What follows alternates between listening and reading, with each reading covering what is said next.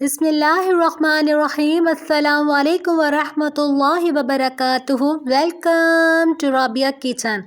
आज मैं आप लोगों के लिए मज़ेदार से सूजी के हलवे की रेसिपी लेके आई हूँ।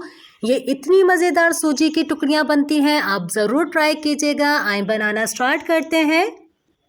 सबसे पहले अपने पैन के अंदर हम 1 कप चीनी डालेंगे, 1 कप पानी डाल देते हैं और इसका शीरा बनने के लिए हम रख देंगे इसको। और साइड पर मैंने कढ़ाई भी रखी हुई है, इसी के अंदर हम आधा कप घी डालेंगे इसके अंदर। और इसी कप से नाप के हम 2 कप इसके अंदर सूजी डालेंगे। हर चीज़ एक ही कप से नाप के डालेगा आप। अच्छे से इसे मिक्स कर लेंगे और इतनी देर तक भूनेंगे कि सूजी का हमारा कच्चापन ख़त्म हो जाए, सूजी के अंदर से अच्छी सी खुशबू आने लग जाए। और आप देखें शीरा भी हमारा बेहतरीन सा तैयार हो गया है। इसका चूल्हा अब हम बंद करते हैं, इसे ठंडा होने के लिए रखते हैं। अब हम एक ट्रे लेंगे, इसे भी पहले ही ग्रीस करके रखना है क्योंकि हम हलवे को जब डालेंगे बहुत जल्दी से ये कड़क सा हो जाता है, इसे भी साइड में रख देंगे। अब हम अपने हलवे को देखेंगे, इसमें से इतनी अच्छी सी खुशबू आ रही है।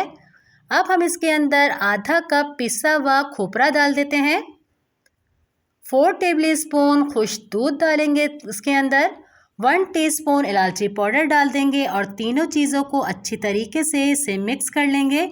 इतनी देर तक हम मिक्स करेंगे कि हमारी मज़ीद सी अच्छी सी ये सूजी भून जाए।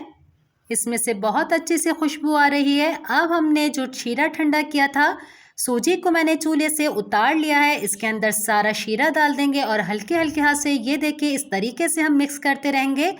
अब हम इसको दोबारा से चूल्हे पे रखेंगे, 1 से 2 मिनट तक इसी तरीके से हम पकाएंगे। और आप देखें इसके अंदर थोड़ा सा गाढ़ापन आ चुका है। इसका चूल्हा अब हम बंद करते हैं। हमने अपनी ट्रे को ग्रीस किया था, इसके अंदर सारा हलवा डालेंगे और अच्छी तरीके से अपने हलवे को इसके अंदर सेट कर लेंगे।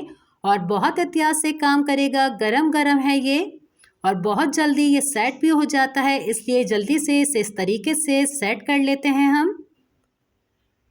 और इसी के अंदर कटे हुए हम बादाम पिस्ते डालेंगे।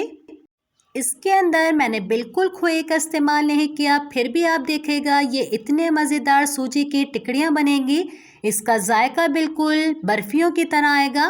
बादाम पिस्ते डालने के बाद किसी भी चीज़ से इस तरीके से इसको टैप टैप कर दीजिए कि हमारे बादाम पिस्ते इसके अंदर सेट हो जाएं। और 5 मिनट के लिए इसे रख दीजिएगा। और इसकी हम कटिंग कर लेते हैं। गरम गरम में ही हमें कटिंग करनी है क्योंकि ये ठंडा होते चले जाएगा, ये टिकड़ियाँ हमारी हार्ड होते चले जाएंगी। इसलिए जितने शेप आपको रखने हैं अपनी टिकड़ियाँ का, बिल्कुल इस तरीके से इसकी कटिंग कर लीजिए।